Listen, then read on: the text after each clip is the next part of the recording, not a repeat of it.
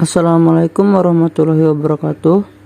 Saya Fadila Padmajika dari kelas IF20B kelompok 1 akan menjelaskan final project yang telah saya buat. Contoh kasus yang kita pilih adalah mencari keuntungan terbesar dari pemilihan menu pada pendirian KP dengan algoritma Knapsack. Sebelumnya, saya ingin menjelaskan terlebih dahulu apa itu algoritma Knapsack. Knapsack adalah tas atau wadah yang digunakan untuk memasukkan suatu barang, namun tidak semua barang dapat ditampung ke dalam wadah tersebut. Wadah tersebut hanya dapat menyimpan beberapa objek dengan total ukuran yang lebih kecil atau sama dengan ukuran kapasitas wadah itu sendiri. Benda-benda yang akan dimasukkan ini masing-masing memiliki berat dan sebuah nilai yang digunakan untuk menentukan prioritasnya dalam pemilihan tersebut. Nilainya dapat berupa tingkat kepentingan, harga barang, nilai sejarah, atau yang lainnya. Wadah yang dimaksud di sini juga memiliki nilai konstanta yang merupakan nilai pembatas untuk benda-benda yang akan dimasukkan ke dalam wadah tersebut. Jadi singkatnya, Knapsack problem adalah masalah di mana orang dihadapkan pada persoalan optimasi dalam pemilihan benda yang dapat dimasukkan ke dalam sebuah wadah yang memiliki keterbatasan ruang atau daya tampung. Dengan adanya optimasi dalam pemilihan benda yang akan dimasukkan ke dalam wadah tersebut diharapkan dapat menghasilkan keuntungan yang maksimum. Di sini ada jenis Knapsack problem. Yang kita gunakan adalah zero one Knapsack problem, di mana setiap barang cuma tersedia satu unit. Jadi maksudnya yaitu setiap satu barang harus diambil keseluruhan atau tidak diambil keseluruhannya, tidak boleh diambil sebagian. Strategi penyelesaian Knapsack problem di sini kita menggunakan dynamic programming atau dalam bahasa Indonesia berarti program dinamis. Adalah metode pemecahan masalah dengan cara menguraikan solusi menjadi sekumpulan langkah, step atau tahapan stack sedemikian sehingga solusi dari persoalan dapat dipandang dari serangkaian keputusan yang saling berkaitan. Perbedaan dynamic programming dengan greedy yaitu pada metode greedy hanya satu rangkaian keputusan yang pernah dihasilkan, sedangkan pada metode program dinamis atau dynamic programming lebih dari satu rangkaian keputusan. Langsung saja ke sistem yang telah saya buat. Di sini saya telah membuat the scope tugas akhir dan di dalamnya ada dua file yaitu dynamicprogramming.java untuk tampilannya dan ada knapsack.java untuk menjalankan algoritmanya. Langsung coba run.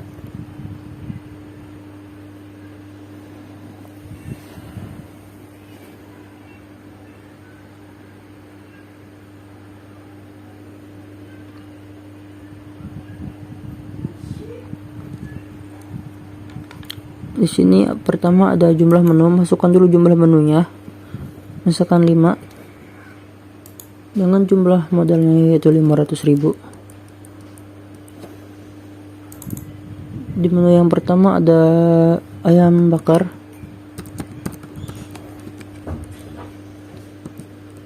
Dengan modalnya misalkan 130.000 dan keuntungannya 70.000.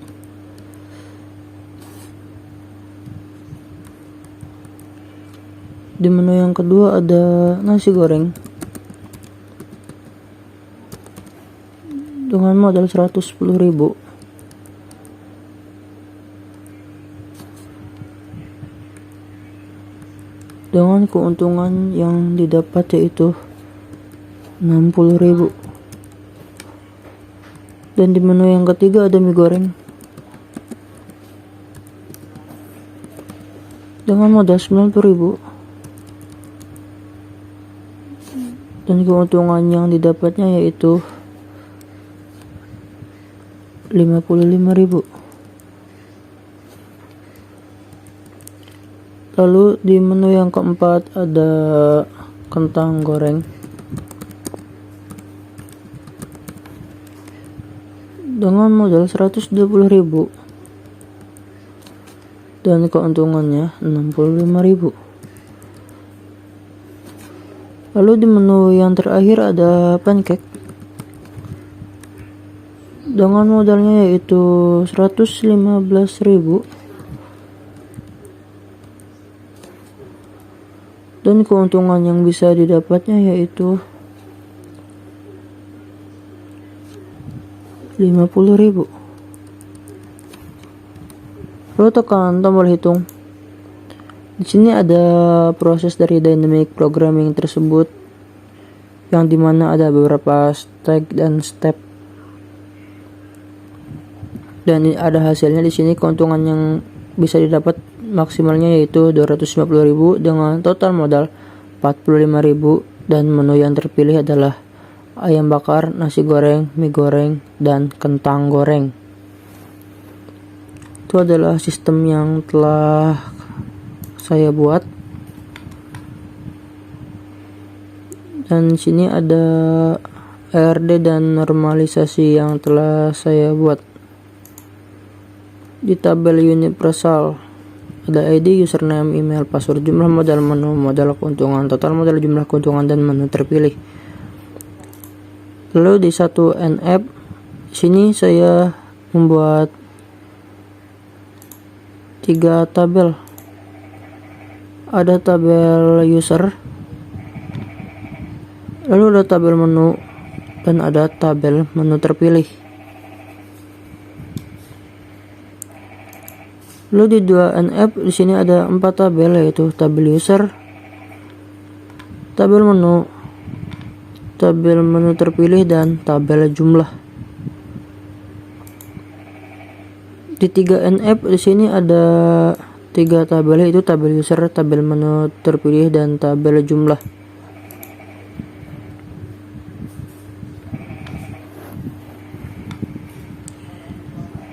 Dan ini adalah RD yang telah saya buat. Ada tabel user ke tabel menu terpilih, relasinya adalah many to many, karena user dapat memiliki beberapa menu yang terpilih yang pastinya lebih dari 1, dan menu terpilih juga bisa memiliki beberapa user. Lalu dari menu terpilih ke tabel jumlah yaitu many to one, karena menu yang terpilih hanya memiliki 1 total modal dan jumlah keuntungan, tidak bisa lebih dari 1. Sedangkan user ke tabel jumlah yaitu many to one juga, karena total modal dan jumlah keuntungan hanya bisa 1 karena sudah dijumlahkan. Sekian penjelasan dari saya. Wassalamualaikum warahmatullahi wabarakatuh.